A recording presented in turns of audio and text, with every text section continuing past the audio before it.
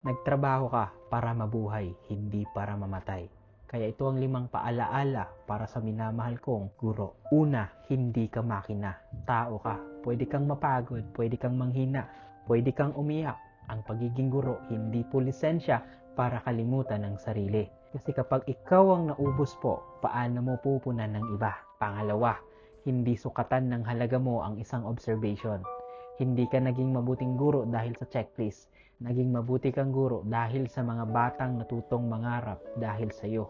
Hindi kayang sukatin ng papel ang pusong nagmamahal. Pangatlo, ang pahinga po ay hindi katamaran, ito ay karapatan. Kasi ang pahinga, hindi pagtakas sa responsibilidad, ito ay pagligtas sa sarili.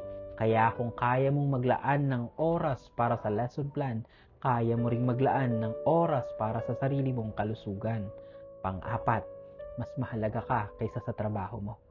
Pwede kang palitan sa posisyon, pero hindi ka mapapalitan bilang ikaw. Ang pamilya mo, ang mga estudyanteng nagmamahal sa'yo, ang mga taong humahanga sa'yo. Hindi ka nila minamahal dahil guro ka lang.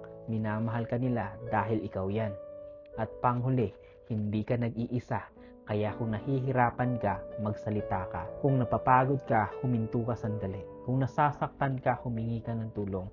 Ang lakas ng guro, hindi nasusukat sa katahimikan kundi sa tapang na amining kailangan din niya ng yakap. At bago tayo matapos, may isa pa akong paalaala. Madali kang palitan sa trabaho.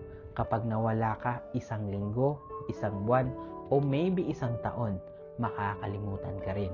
May papalit sa pangalan mo, may papalit sa upuan mo, may papalit sa klase mo. Magpapatuloy ang trabaho kahit wala ka, pero ikaw, wala ka na. At ang buhay mo hindi na maibabalik. Kaya sa lahat ng pareho kong guro, ang buhay mo po ay mas mahalaga kaysa anumang score, rank o evaluation. Nagtatrabaho ka kasi para mabuhay, para mangarap, para magmahal, para magbigay ng liwanag.